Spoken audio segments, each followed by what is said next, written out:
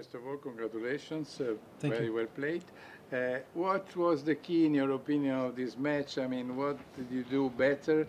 Do you think you were more brave in certain situations, especially in the tiebreakers, than him, or not?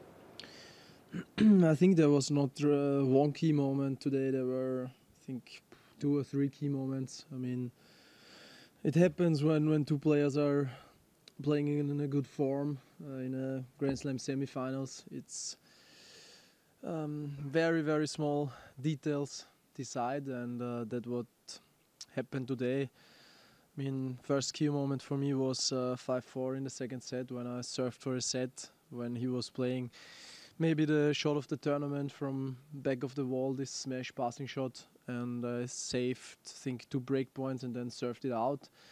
And second big key moment was as well at 4-5 in the third set when I saved 2 set points. I think I was up a break, had a really good chance for double break. I was putting a lot of energy into that game, so I'm leading with the double break, and then he saves himself from these situations, breaks me back, and almost wins that third set. And yeah, if it's 1-1 in sets, the third one is always really deciding.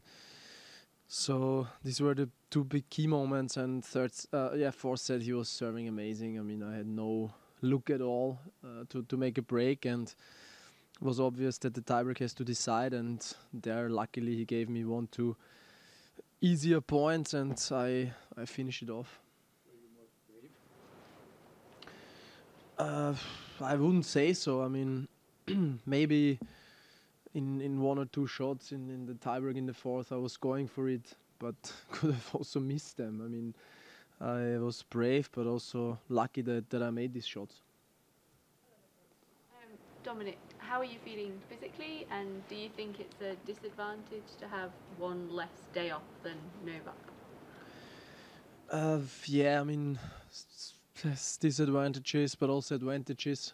I think it's also a little bit of a challenge to have all the time 1 day off and then all of a sudden 2. And of course I have less time to regenerate, but with all the adrenaline and everything, it's going to be fine. I mean, I played 2 super intense matches against Rafa and now against Sasha. So of course I'm going to feel it, especially tomorrow, but I'm going to have great treatment, easy hit tomorrow, and then of course try everything to be 100% on Sunday night.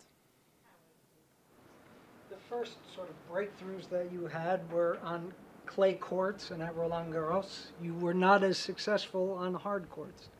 How and why did you change your game in order to be a much better hard court player and reach a final at a hard court slam? Yeah, first was Indian Wells. That victory gave me so much relief and so much confidence, because finally got my first Masters 1000 title on hard court.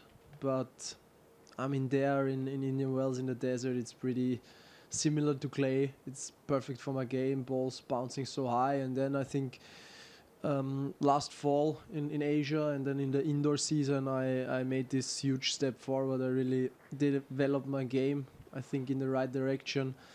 Got more aggressive on hard court, started to serve smarter and to return better. And that also gave me a lot of confidence for this new year and for Australia, because I told myself, if I can be in the finals in London, the ATP finals, why not as well in a hardcourt slam? And since then I know that I'm also playing very well on the faster surfaces.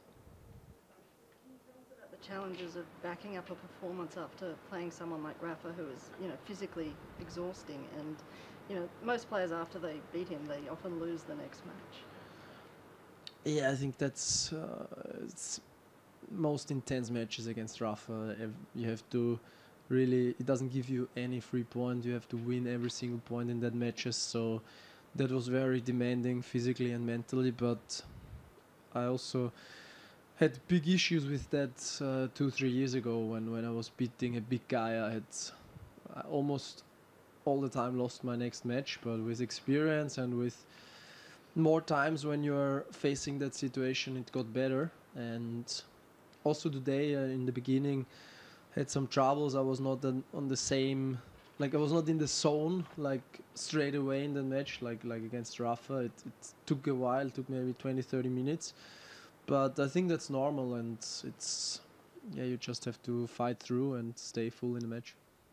Okay, we've got 3 more questions in English. 1, 2, 3. What would you say are the 2 keys that you'll need to accomplish to beat Novak on a court where he's won quite a few tough matches? I think I have to keep a good balance. Of course, I have to risk a lot.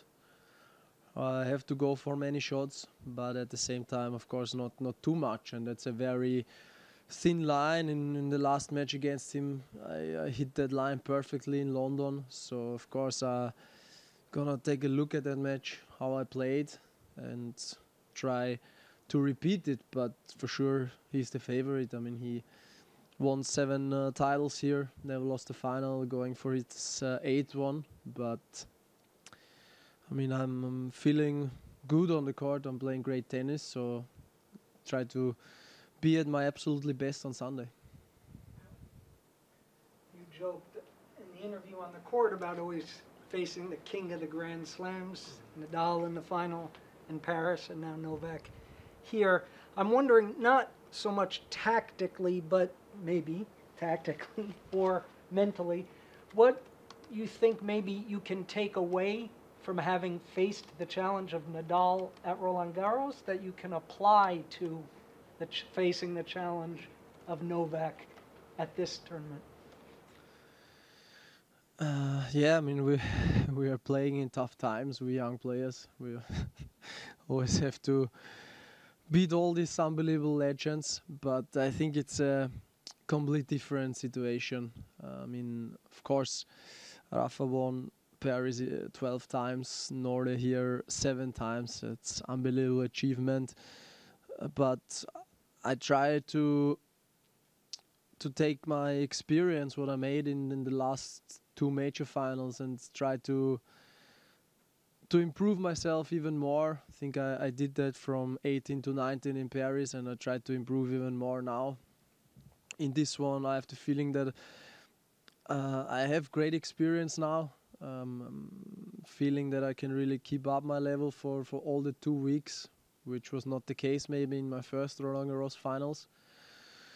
So that's what I'm taking, and then I mean, try to be in the zone straight away on Sunday night. Congratulations first. Thanks. The fact that you've beaten already Novak once in a slam, that you have won, I think, 4 of your last 5 encounters with him. You think he looks so serene, like nothing can happen to him. Do you think you can maybe creep in his mind or enter his mind a little bit? I mean, yeah, it's true. I won, I think, more of the last encounters than he did, but I think it doesn't count so much. It's absolutely his comfort zone here. I mean, he always plays his best tennis in Australia since many years, so I'm expecting that as well in the finals. So all I can do is doing my best again, playing great tennis again, and of course take a look at the last matches we had as well in Paris and also in London, and try to repeat the good stuff what I did there.